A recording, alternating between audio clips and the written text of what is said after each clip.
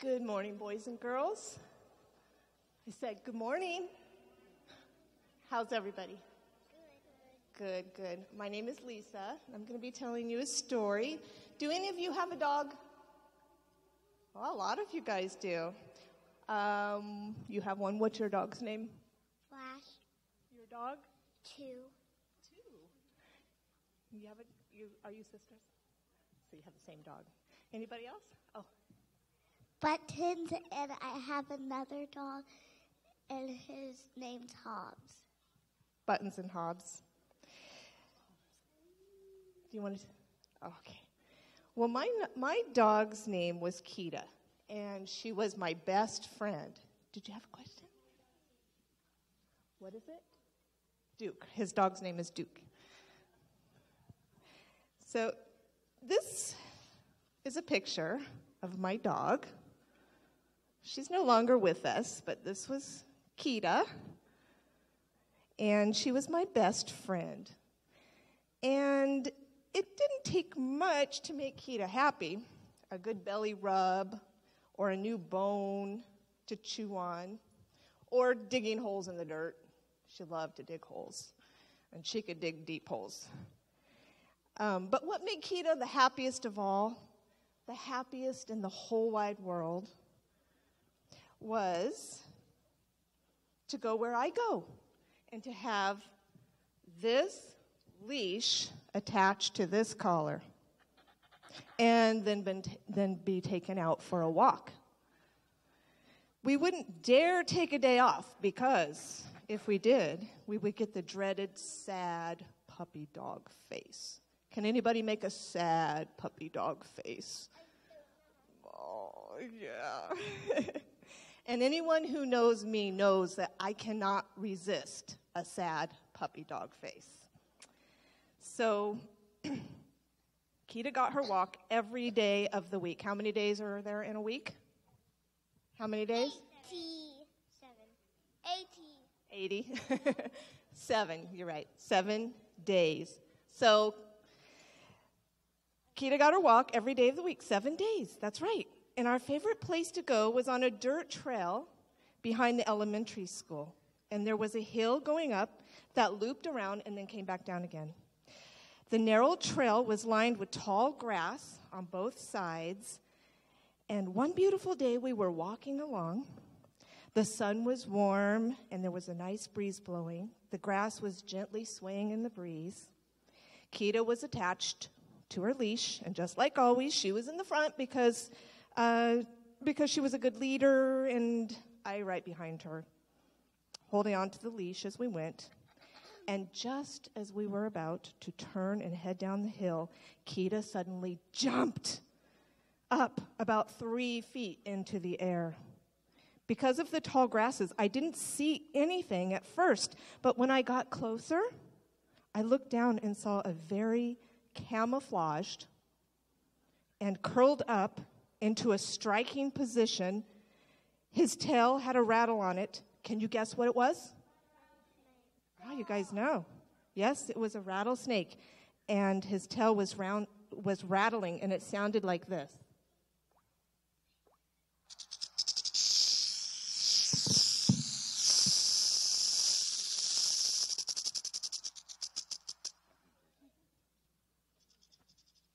We lived in California, and in California there are rattlesnakes. And if you accidentally step on a rattlesnake, he's going to think that you're really rude, and he's going to bite you. Yeah. And that rattlesnake, he's going to bite you, and he's venomous and can hurt you. Thankfully, God gave Kita some quick reflexes and springs in her legs. Her reaction was a warning to me. I was spared from stepping on that rattlesnake, too. As I was thinking about it, we can compare this story with what God wants from us and what he does for us. For instance, we should stay connected to him like I was connected to Kita by her collar and leash. We can stay connected to God by, how do we stay connected to God? Anybody have an idea? To pray. To pray. To pray. That's a good one. Anybody else? Sing. to God. Sing to God. That's a good one. Anybody else? What can we read? Oh. Read the Bible. Yes. And about Kid Bible. In the Kid Bible. Do you want to say something, Grace? No? Yes. Go to church. Good. Go to church. Okay, so let's walk with God, not just every once in a while, but like Kita, who wanted to walk with me every day. So let's talk with God all 7 days a week. Or walk with God, sorry. And just like Kita did, God goes before us. He is our best friend and a good leader. He warns us about and protects us from our enemy, who is Satan, who is like a venomous snake and can hurt us. And just like Kita, God is sad when we don't take him with us. Don't let God be sad. Take him with you. Because if you do not, then watch out. Snake. Watch out. Watch out. The evil one wants to hurt you. He's going to get you. So take God with you. The evil one wants to hurt you. Okay, so can you guys remember that? To take God with you every day? And maybe you can share that with your friends too. Okay, God bless you. You guys can go back to your seats.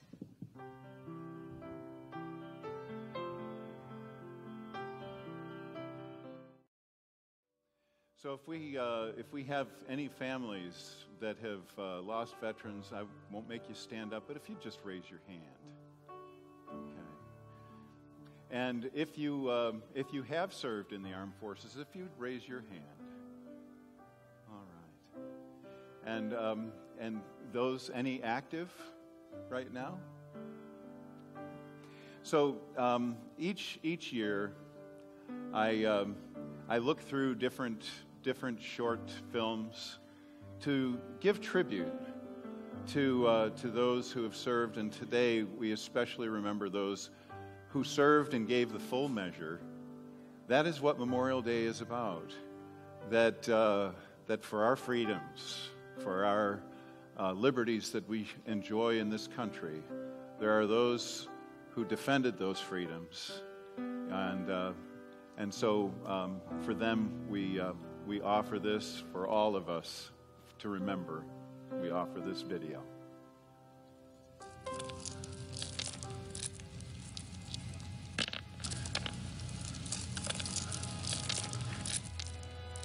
You know, there's a story about a guy named Joshua.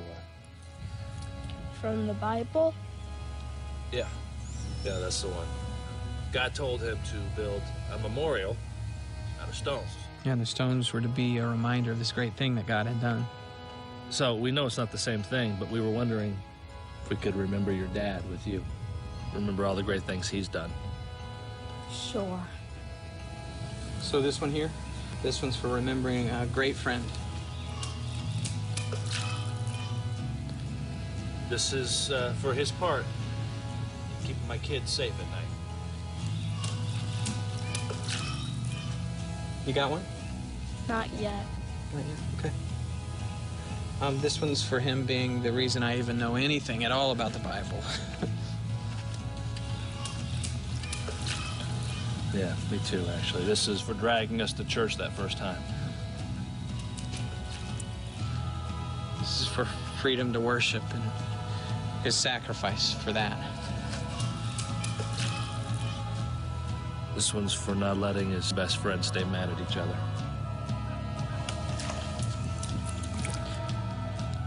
You know, he loved the simple things.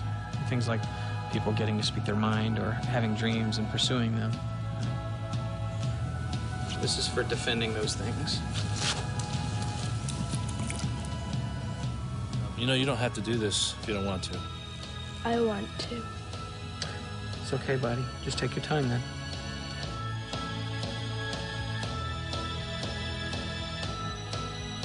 This one's not just for my dad, but for all the people like him who helped protect their country. I'll skip to that one.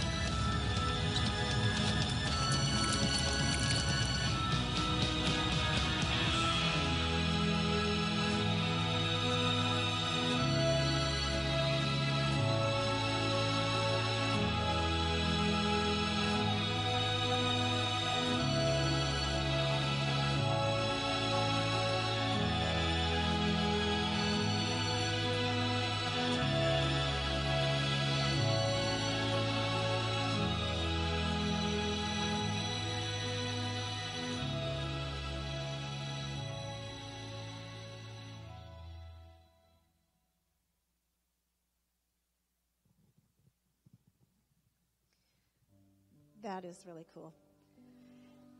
If you want to come up and join me for prayer, you can, or if you want to stay in your seats, that's fine too. I don't know how many of you, like when you're looking for a record or a song, you don't really know what you want to get. I've done this, especially when I first became a Christian. I would go to the Christian bookstore and I'd look through it and I'm like, I don't know who this is. I don't know what song this is. But my heart always tends to go towards, oh, this one says something about shelter. Oh, this one says something about trust. And that's what I tend to lean towards. And I've never gone wrong. And I get home and I play and I'm like, wow, this is just what I needed. And I do look at God that way. He is our shelter. He is someone I trust. He's our refuge. No matter what, if we're in those low spots, if we're in those high spots, he's right there with us. And I can't imagine not being a Christian and not having God for someone to hope to.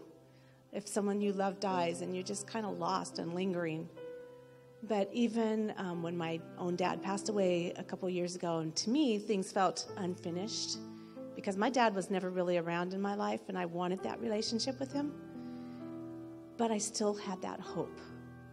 And I just can't imagine a person not having that hope in God.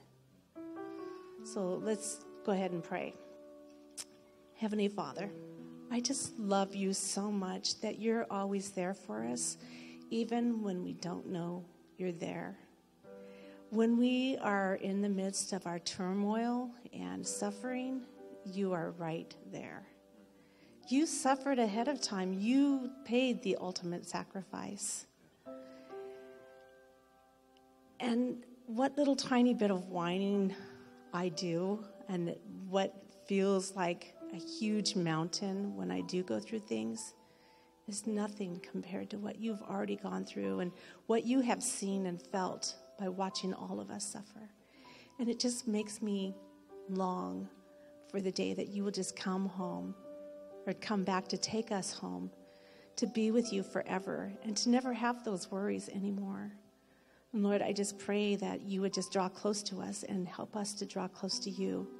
Because I know for myself there are days, and sometimes many days, when I don't pick up your word and read, and when I say a quick prayer, but you still know what's in my heart, and you know that I love you, and you're still so forgiving and accepting of me, and you never abandon me. You stand there with your arms just wide open, always taking me back, and I'm just so thankful for that.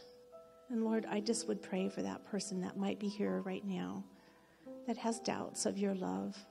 Lord, I just pray that you would just erase it all and help them to see past the lies. Help them to know that you would have done all this just for them and that they are worthy and that you love them just where they are and that you understand them and that you will always love them. So, Lord, I just pray that you would be with each member here today and be with those that aren't here too, Lord. Help us to just keep looking to you for the answers because you have the answers.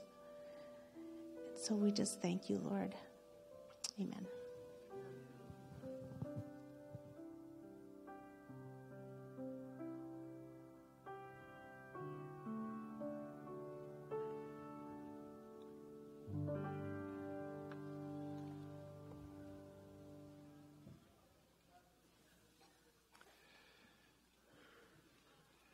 Under pressure. Under great pressure. That's where we were. That's where I was. And it was in the infancy of a renaissance of faith in St. Louis, Missouri. For a time there, because of that pressure, it's felt like St. Louis misery.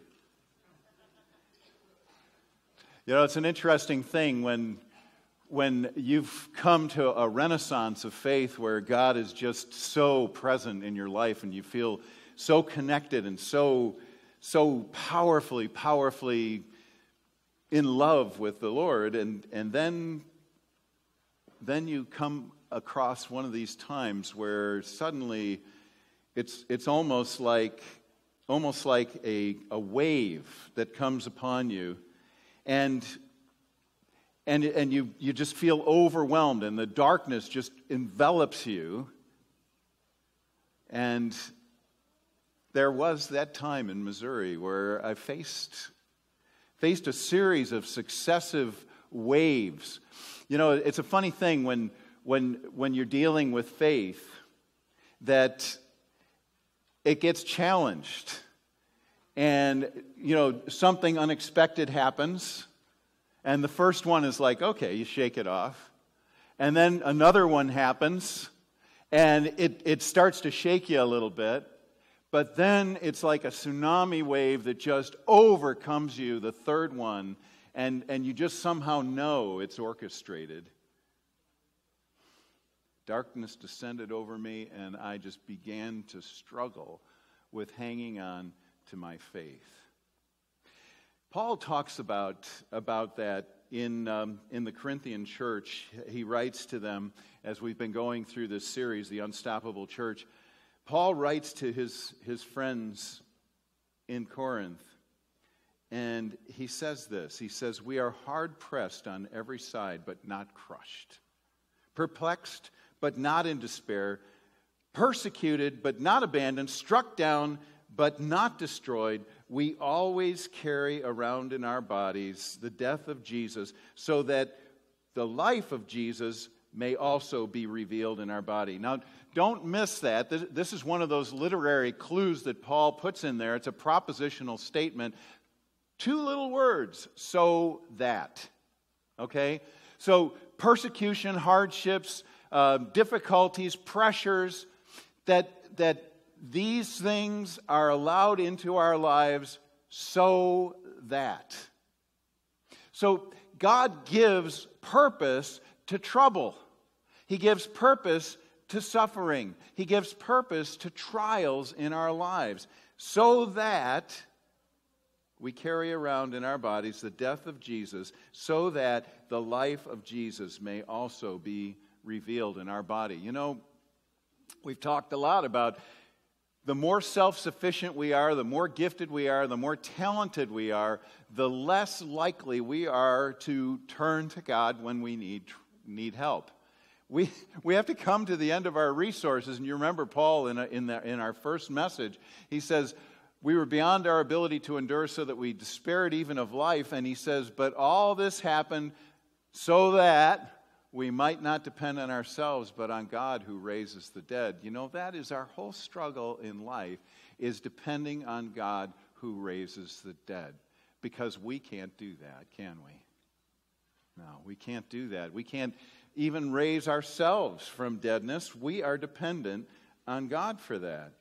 And so he continues on, for we who are alive and are always being given over to death for Jesus' sake, so that his life may also be revealed. And there's that so that again, so that his life may also be revealed in our mortal body. Remember last week we talked about by looking at Jesus, and the veil is taken away, and we are transformed from glory to glory. We are more and more like him. Well, this is saying it in a different way, is that Jesus is revealed in our mortal body, something powerful. And so we feel this pressure. So eternal pressures promote a struggle on the inside that affects how we respond on the outside. When Jesus is alive in us, when we have let go of our need to control our need to depend on some substance, our need to hang on to some grievance or unforgiveness, when we are into ourselves, we're dying. But when we let Jesus in, because of those external pressures, in that internal struggle, how we handle that internally affects the way we respond externally. The death discussed in this passage refers to nothing more than the fact that we are all broken, we are all damaged goods. There's no one that has bragging rights in this worship center. There's no one that can say, I'm better than you are, because the difference between each one of us is infinitesimally small. One person said, compared to Jesus, it's like I can jump 6 inches. I've got a beautiful 6-inch vertical leap. I know that my good friend Evan, he probably has a good 18-inch vertical leap, right, Evan? Huh? Come on. Did you ever dunk it, Evan? Yes, see, there you go. But you know what? That is nothing compared to the distance between me and the sun, 93 million miles away, right? Relatively speaking, we are no different. We all are in the same boat. We all have the same need. We need Jesus, right? We need Jesus. We need His power and His light revealed in us. So when we die to self, when we turn away from our broken nature and depending on the stuff that just is not going to get it done, and we turn to Jesus, Jesus' life is resurrected in us and through us. It's just the way it works. Paul experienced that. Oftentimes we think of the writers of the Scriptures in very sterile terms, jaded terms, like these guys just kind of were talking out of their heads in terms of theory. But what they were talking out of was inspired experience, because they struggled in their faith just like we do. Just talking last week about Elijah, it is enough. I am not better than my fathers. Now let me die. They struggled with their faith like we do. And when they write, they are writing by an inspired experience where they encountered God, and God spoke through their experience and spoke into them, and they wrote what they had experienced from God. Not as theory, but as a truth that was in them, and they expressed it for others to share and learn from. We're talking about supernatural power here. So when we let go and die to those old, unhealthy ways of responding to situations, and we trust God with what we're going through, something supernatural begins to happen in us, and the life of Jesus is resurrected in us, and we become more like Him. It's an inside-out principle. Most religion, quote-unquote religion, which is a system of the way to behave, and it's usually externally focused, is trying to take it from the outside and drive it in. But that doesn't work. The only way that we have deep change, as we talked about last week, is that Jesus works in us to will and to do according to His good pleasure. He rewires our brain so that the way we see things affects, it changes the way we see things, the way we think, so that we respond in new ways, in healthy ways. And that's good. That's good news. Because, how many of you tried to just white knuckle it and get it all done on your own? And you try again and again and again, and I think it was Einstein that said, the mark of insanity is doing the same thing over and over again and expecting a different outcome, right? Yeah, and so we finally come to that place where we break a cycle because God gives us a new experience, a new way to live. To know. And, I wish I could say that because of these incredible revelations that I've had in my life where God has made me all the more healthy, I wish that I then said, hey, this is great, I'm going to live this way all the time. Right? I'm sorry, I can't tell you that. I can't make that claim. But I know it works, and I know He's not done with me yet, and that's the hope, right? So those external pressures that work in us and bring us to the point of our need gives us resurrection power from the light of Jesus working in us and through us. Yeah, when those waves just come over us, come back to me then with that time. It all happened in 1 week in St. Louis.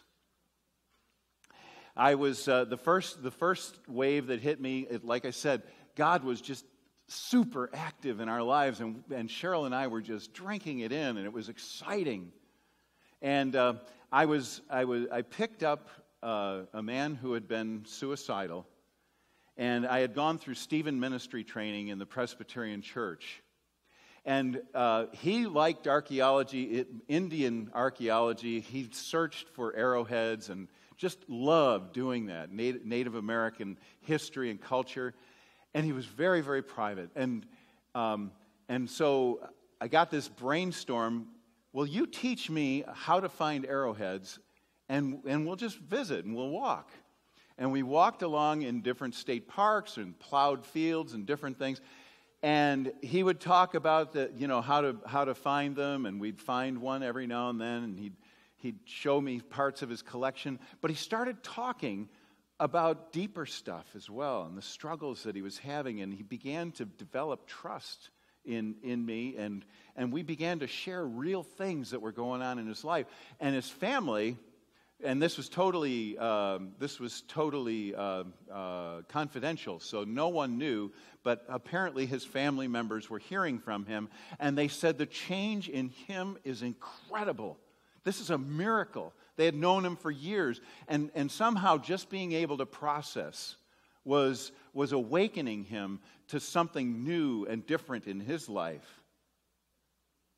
So I had picked him up, and we were on our way to the park, and we were getting off at the exit to the park, and all of a sudden the car goes, and I tried starting, it was, yee, yee.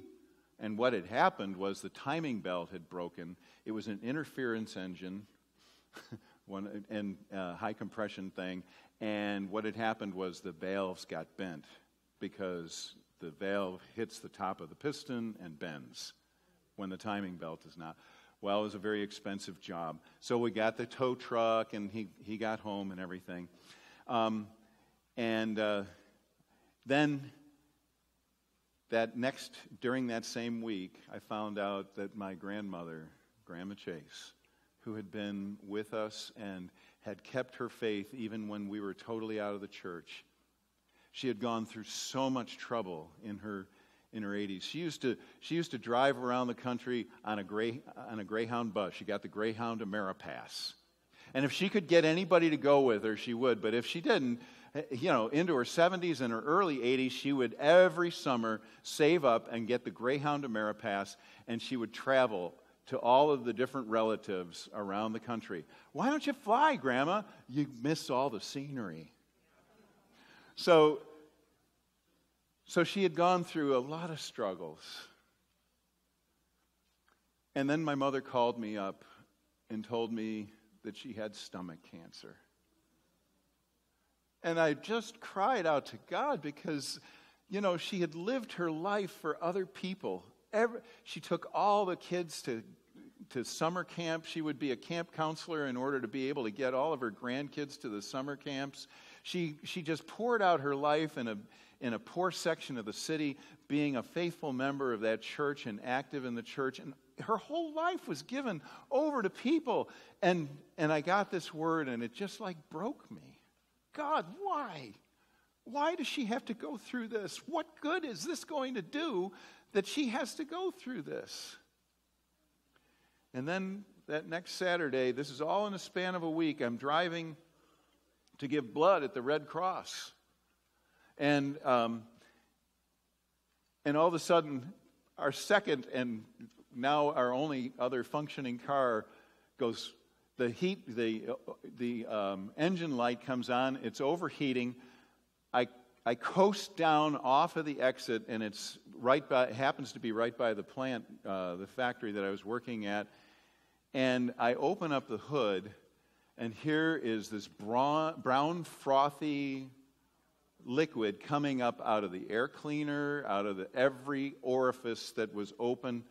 And what had happened was the water pump, a bolt had gone through the housing of the water pump, and the high-pressure superheated coolant went into the oil chamber and pumped this frothy brown. Now we have no cars. So I thought, well, it's good luck. I'm close to the company. I started walking toward the company because I figured I could borrow the company car. And as I am walking around the bend where I could see the parking lot of the plant, got my key ready, and somebody had taken the car. And all of a sudden I had this blackness come over me, and it may as well have been with a hiss. Is following Jesus worth all of this? And I felt my faith was hanging by a thread. Do I continue? It was like, you can be rid of all of this problem. Just don't follow Jesus. I mean, it was that clear. And something happened inside of me. Guess what I did? I started singing a praise song. And, that darkness just absolutely dispersed. God just did something powerfully inside of me. And as I said, the battlefield is here. It's not out there. The battlefield is between these ears. It's attitude. It's hanging on, because everything happens here. God happened that day. God happened for me. The way the story resolved is that I called up one of my coworkers, and he came and towed the car. And my supervisor said, my mother isn't able to drive anymore. Drive our car. And then I was able to fix both of those cars on my own. I fixed got the whole head rebuilt and everything for the first car, and it started on my birthday in the morning. First try, boom. And I was so filled with awe at what God had done and how He had arranged a support network around me that got me through that time. Paul talks about this. He continues on in verse 6 of 2 Corinthians. He says, "For God, who said, 'Let light shine out in darkness,' made His light shine in our hearts to give us the light of the knowledge of God's glory displayed in the face of Christ. But we have this treasure in jars of clay to show us that this all-surpassing power is from God and not from us." So we are like a clay pot. We are jars of clay. Just common clay jars. We have nothing outstanding about any of us because we're all common. Made by God, loved by God, but common clay jars. Each with a purpose, each with a function, each with an ability or several abilities, but we're just clay jars. When I started praising God, something changed inside of me. And it's an amazing thing. Under that pressure, God did this for me. His light shone in me. And God's light displaces inner darkness. Darkness cannot exist in the presence of light. Darkness is the absence of light. God's light, when we turn to Him and let His light shine in us, it makes a difference. And that inside-out principle is everything. He says this treasure is in jars of clay. And even though you and I are common jars of clay, God's powerful light works in us. It works in us inside and shines out. It shines out.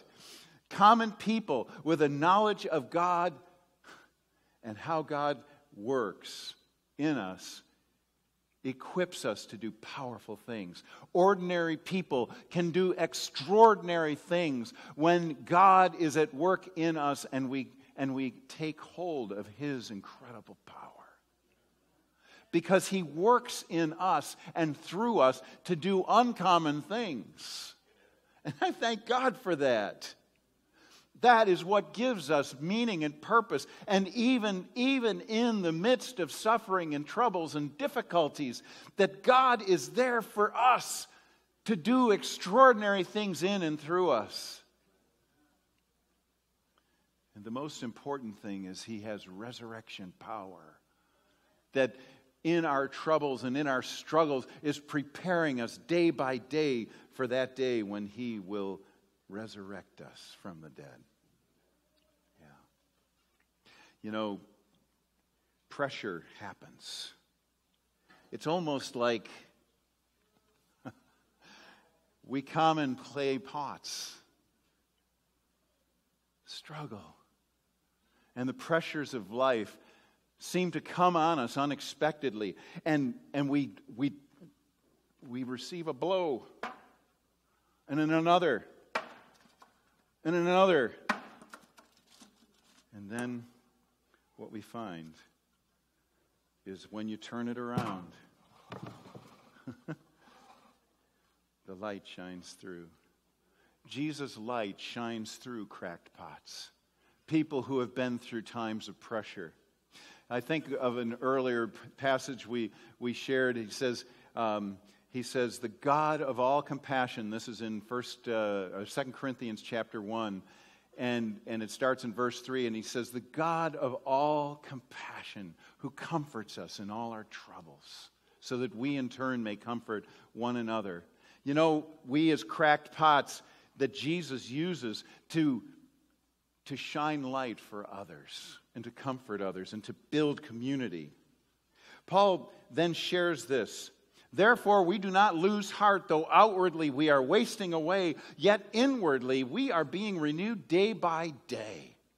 For our light and momentary troubles are achieving for us an eternal glory that far outweighs them all those troubles.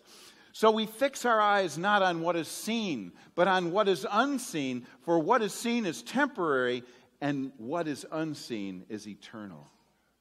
God uses pressure events to work in us. He uses pressure events to work in us in order to develop a person of Christ-like character. You know,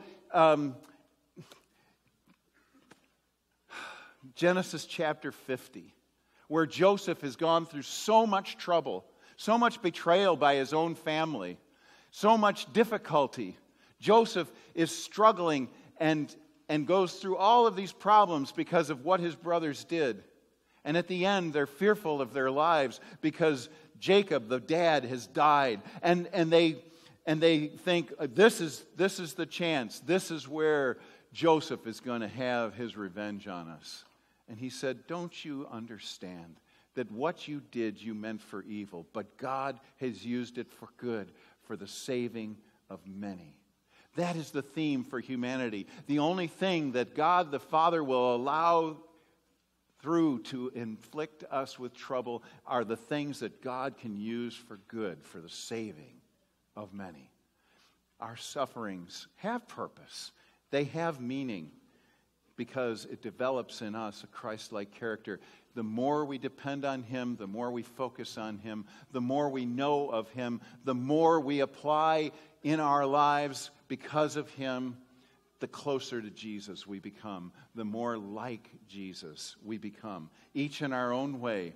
So you are transformed for eternity through His glory at work within you. That light, that incredible light that is not generated by us, it is the gift of God working in us and through us. That power is at work in us. And finally, pressures and struggles have eternal meaning in the light of His glory. Think how meaningless it is in a broken world where bad things happen to good people if there was nothing else. It would just be a hard life and then you die and it's done. But God uses everything in our lives, the good and the bad, the difficult and the pleasurable, all of those things work together. God uses them for a purpose because He is making us more complete. All of us damaged goods, all of us who are struggling with our broken humanity can have this hope that God's light working in us transforms us and makes us more whole. I look back at my life. I look back at my life and I know that my life is a miracle. My life is a miracle.